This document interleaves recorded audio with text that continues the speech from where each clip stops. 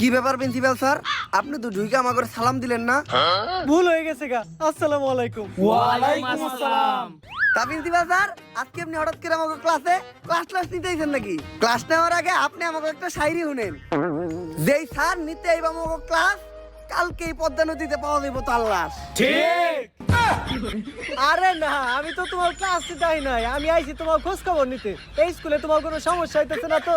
Sir সমস্যা তো একটা আছে, আমার ক্যান্টিনে বেনশন পাওয়া যায় না, ওটার একটা ব্যবস্থা করে দেন। বাবা সামনের মাসে তোমাকে এসএসসি পরীক্ষা, তো তোমাকে তো কখনো পড়তে দেই না। স্যার আপনি কি কখনো টয়লেট করেন? হ, করি তো বাবা। কই আমরা তো দেখি না। বাবা পড়ালেখাটা অনেক জরুরি, সব সময় মাথায় রাখবা। পড়ালেখা করে যে গাড়ি ঘুরাই চড়ে সে। স্যার, তাহলে আপনি প্রতিদিন স্কুলে আইটা হেন কে?